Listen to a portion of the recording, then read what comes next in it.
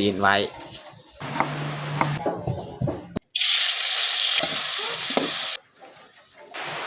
หอมขนาดเลยพี่น้องนี่แมนเอาเก่งละอย่าลืมกดไลค์กดแชร์และกดติดตามเด้อพี่น้อง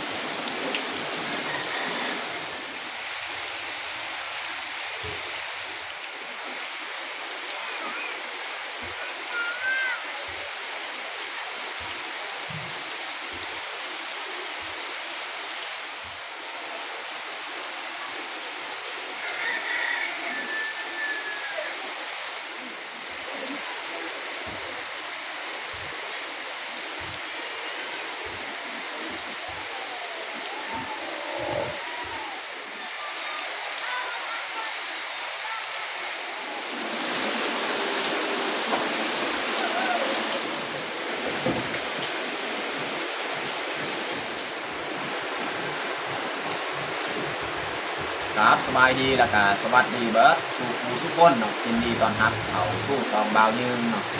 แล้วก็มื้อนี้กาไปใส่พี่น้องคนตกเนี่ย3 มื้อและพี่น้องเนาะ3 มื้อเรียนติดเลยมื้ออยู่กับเซาเนี่ยบ่ฮู้ว่าเขาให้ของเฮานี่ยังเหลือหรือบ่เนาะเพราะว่าคนนี่บ่อยู่กับเซายันสิทุกสิเจือนเบิดแล้วเขาให้ของเฮาเนาะแล้วก็มื้อนี้แม่นขอสิพาทุกคนมาเบิ่งคอยสีมาตั้มข้าวกับเมียนี่แหละข้าวอยู่เพิ่งมีเมียตากไว้จะเอาข้าวอันนี้มาตั้ม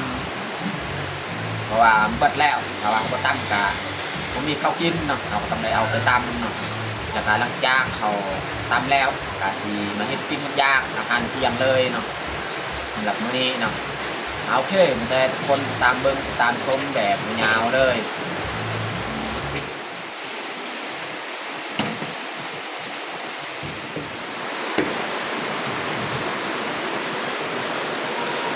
นี่แหละข้าวที่เราตากไว้ตากใส่ฟืนใส่ไฟนี่แหละยังบ่ทันได้แห้ง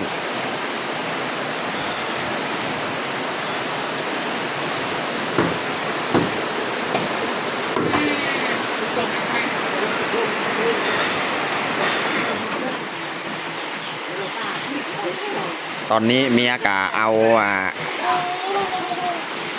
ข้าวของเฮานี่ข้าวที่เฮาตากน่าจะแห้งดีแล้วเราจึงเอาไปตำทุกคนนี่บอกเข้าใจว่าเป็นยังคือว่าตากแบบนี้เนาะเพราะว่าเขาตากแบบนี้นี่เม็ดเขามันจะแข็งเวลาเขาตำนี่เม็ดเขามันจะบ่หักบ่แตกนะพี่น้องเนาะเหตุผลที่เขาตากแบบนี้แต่แบบนั้นนะพี่น้องเนาะนี่แต่เขาจะเอาไปตำเลย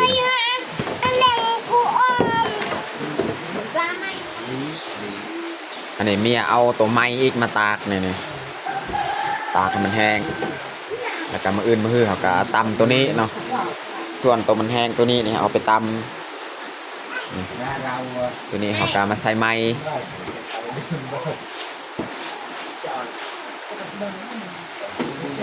อันนี้เขาจะลงเลยไปตำอยู่กำลังเฮือน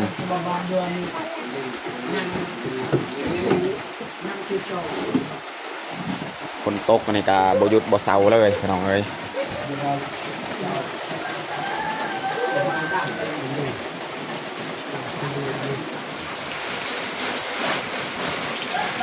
นี่เขาจะป้อนเลยเขาใส่กระคก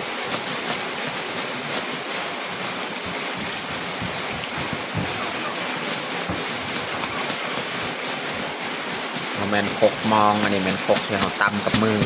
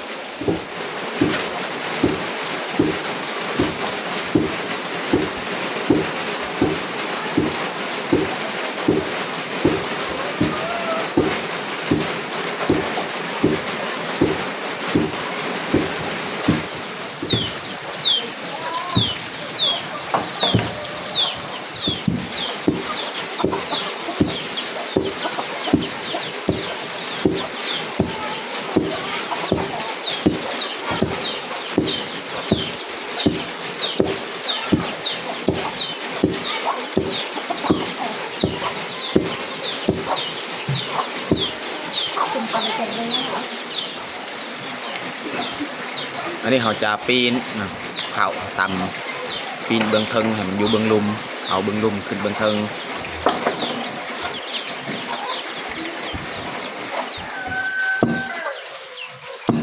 อันนี้ก็เรียบร้อยแล้วการตำข้าวในแมนซัมนี่แหละแต่เราจะผัด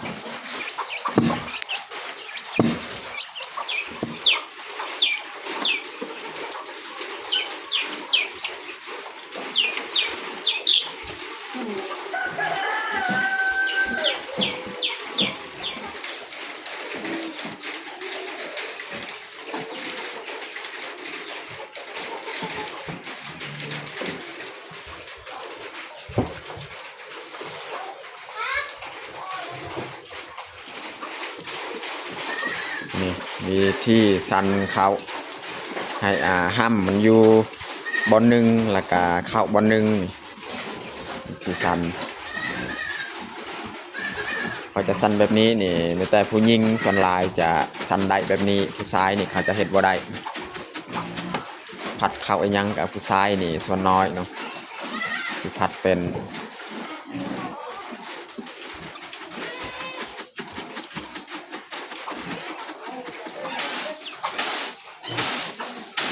หลังจากเขาซันเอาหำแล้วนะครับพัดออก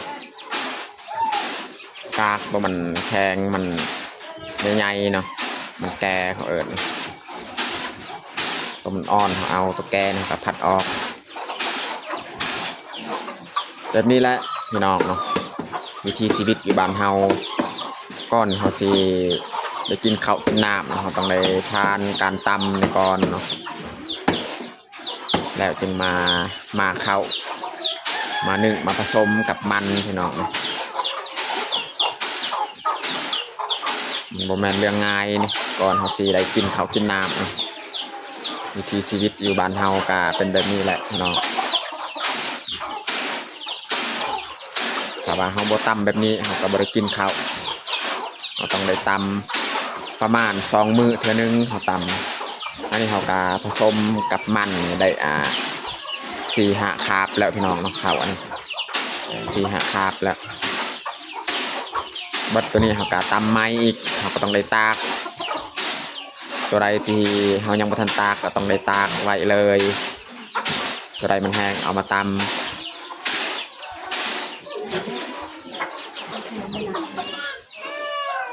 ตอนนี้ก็เรียบร้อยนี่เมียผัด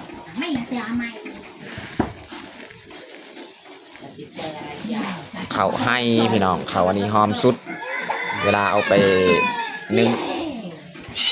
หอมสุดเลยแต่ว่านี่มันอยากแหลกแม่พี่น้องนี่เพราะว่าเขาตากมันบ่ค่อยแห้งปานใดบ่ค่อยแข็งเนาะแต่ว่ามันแห้งดีเม็ดข้าวมันจะแข็งเวลาเขาตำมันจะบ่แหลกแบบนี้เนาะนี่เพราะว่าข้าวที่เขาจะกินบ่มีแล้วจำเป็นต้องได้เอาไปตำมันยังบ่ทันแห้งละเอียดดีก็เลยประมาณนี้แหละ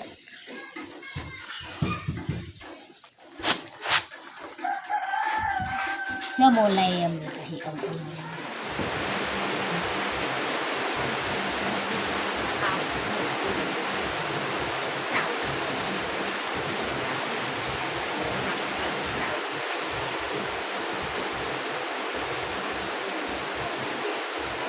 ตอนนี้เขากะสีมาเฮ็ดอาหารพี่น้องเนาะงานเที่ยง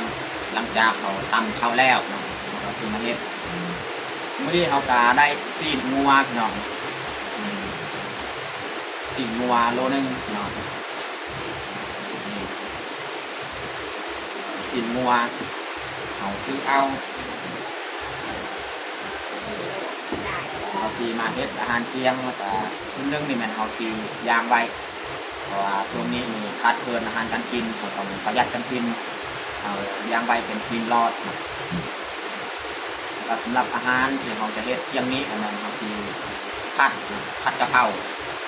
ว่าปกติมีเบายืมมักแต่ประเภทผัดแบบนี้นี่มักใส่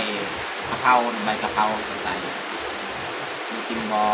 มีกินข้าวพี่น้องเนาะมันขึ้นกับคนมักพี่น้องเนาะเพราะว่าบางคนก็มักแบบใดก็เป็นแบบนั้นเนาะ นี่พี่น้องแล้วเขาสิเอาส่วนหนึ่งเนาะในเห็ดอาหารส่วนหนึ่งเขาก็ย่างไว้เห็ดซินรอดพี่น้องนะประหยัดกันกิน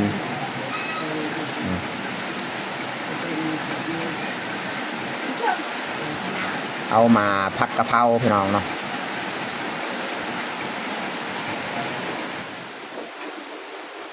บรรยากาศจะมืดครึ้มเลยพี่น้อง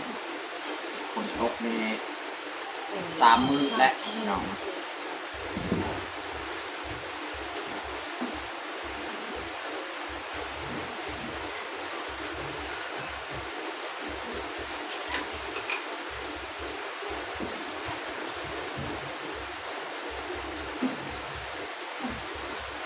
ส่วนเมียนี่แม่นแต่ถ้า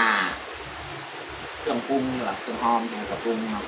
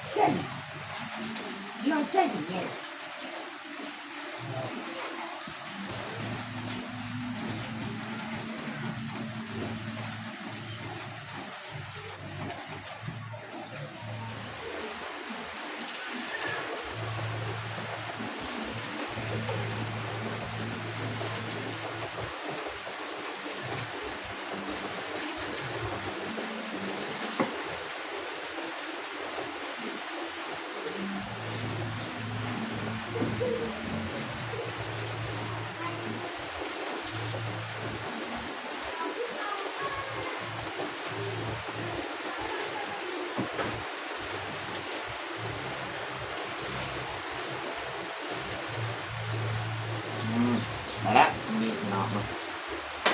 วันนี้แมนเขาจะเฮ็ดซินรอดย่างใบเลยอันนี้แหละมันจะเป็นอาหารเที่ยงประหยัดกันกินแห้งช่วงคนตกแบบนี้นี่หากินกะลำบากดึงมากะเบายืมเป็นคนหากินกะบ่เป็นบ่เก่งนอกจากเขาซื้อจากเขาหรือว่าพี่น้องแบ่งมาให้ถ้าว่าบ่ซื้อหรือว่าเขามาแบ่งมาให้นี่อดกินอาหารพี่น้องนี่แหละเนื้อที่เขาจะผัดเขาก็ซอยใบเรียบร้อยตัวนี้นี่โอเซตตัวยังเขาจะย่างใบปิ้งใบนี่พี่น้องเนาะอันนี้เขาเลือกเอาเนื้องามๆ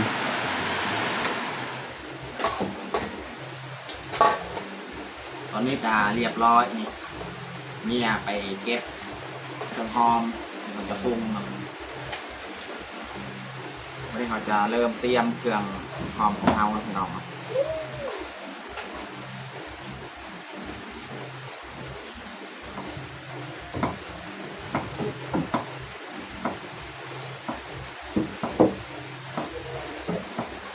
ส่วนโต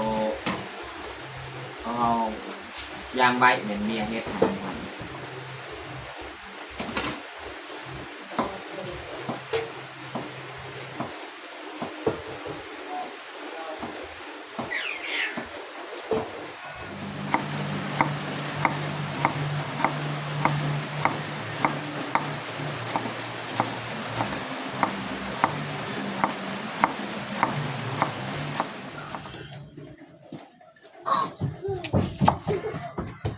เอาเหล่าไอ้กระจำกะกอนทัดทายมา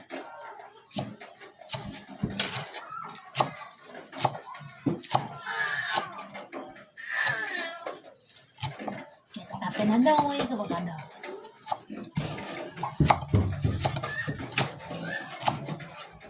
ซอยหอมแดง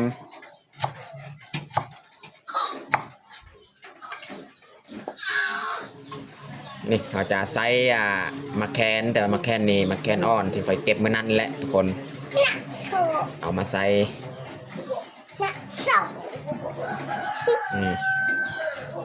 ประมาณนี้แหละพี่น้องใส่บลายมะแคนนี่ใส่ลายมันแห้งได้มันคิวแห้งพี่น้องแล้วก็ใส่กระเทียมพี่น้องใส่พริกกับพริกงามๆพี่น้องแล้วก็ใส่หัวสีไข่ซอย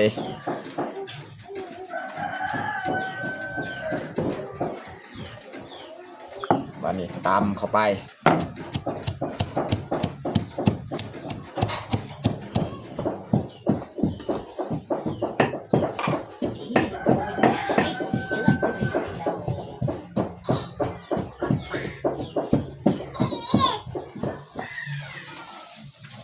เนี่ยจะเสียบซีนไว้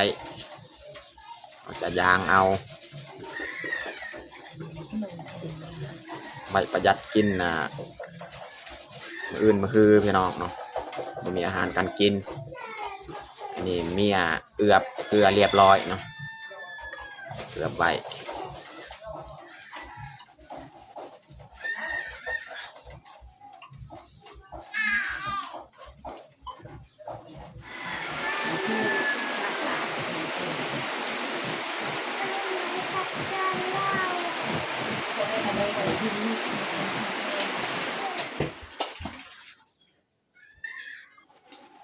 อันนี้เขาจะเริ่มผัดเลยพี่น้องเนาะใส่น้ำมัน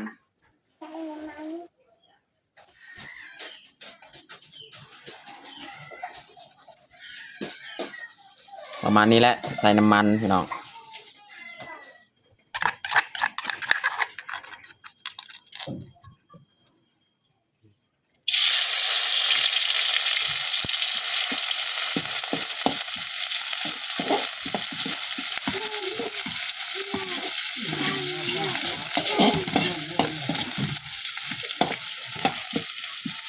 วันนี้เขาจะใส่หอมแดงเนาะ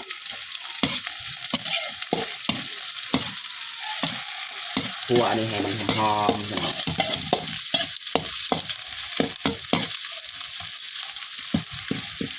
วันนี้เขาจะใส่ซีนของเราเลย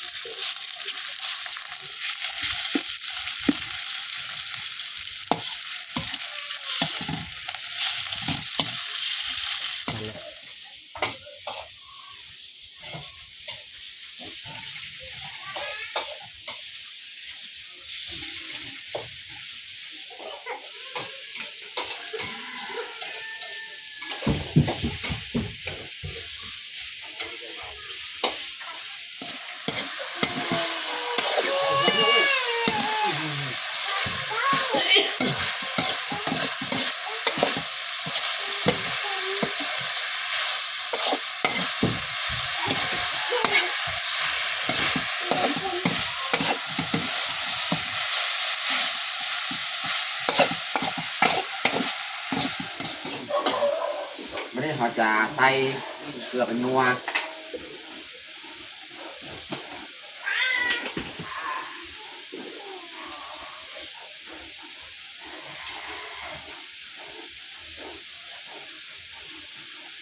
วันนี้เราจะใส่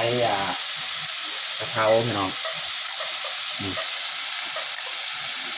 บะแม่นกะเพราขอไผ่ใบขี้หูดนี่กะเพรนี่จักน้อยพี่น้องเราจะใส่น้ำปลาพี่น้องใส่น้ำปลาเรียกพี่น้อง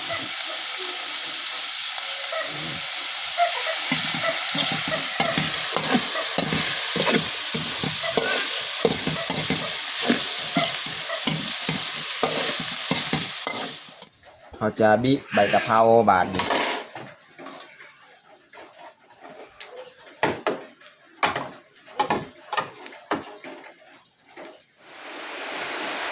วันนี้เขาสิเอากะเพราของเรามาใส่เลยพี่น้องเนาะ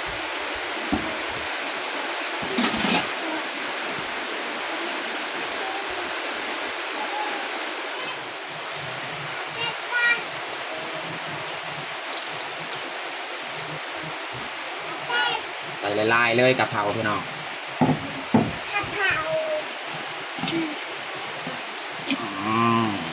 ผัดกะเพราสีกงัวพี่น้องเอ้ยผัดกะเพราน้องพอจะกินบ่กิน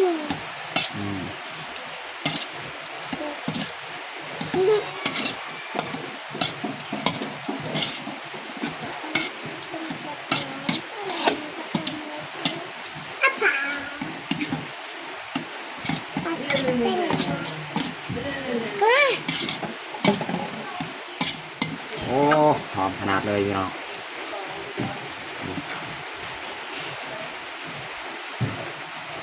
เผ็ดหน่วยก็มีเขาใส่มาเผ็ดหน่วยเผ็ดจะเคี้ยวๆพี่น้อง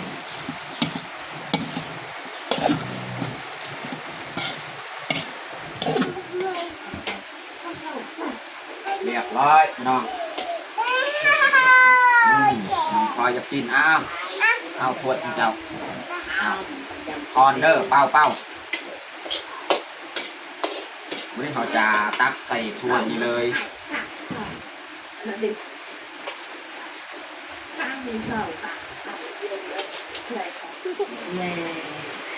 อย่าฟ้าวคุณเจ้าน้องพลอยจังน้อยเขาจะตักซองถ้วยเลยพี่น้องถ้วยนึงมันเขาจะแบ่งให้พ่อแม่นี่ถ้วยนี้พ่อแม่ถ้วยอันนี้แม่เฮาถ้วยของเฮาเรียบร้อยพี่น้อง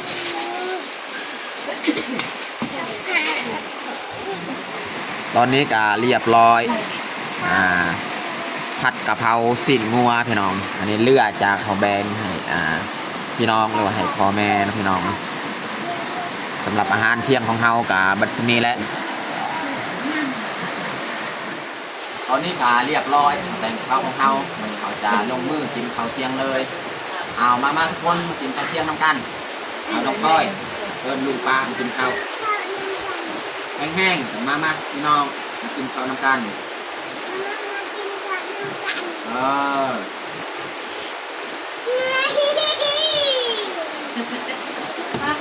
คอยกาได้เอิญแล้วเอายินจ้าใส่มันใหญ่ใส่จ้า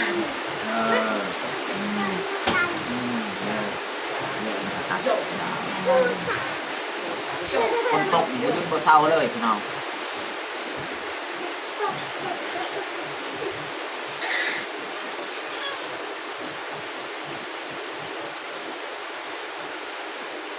ว่าอันยากมาเลย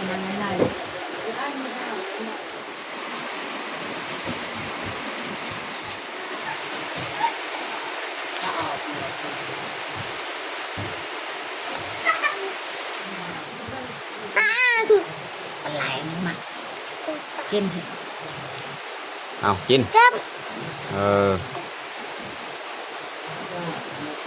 กินทั้งข้าวเผาหันเอากินตัวนี้เลยเก่งร้ายน้องพลอย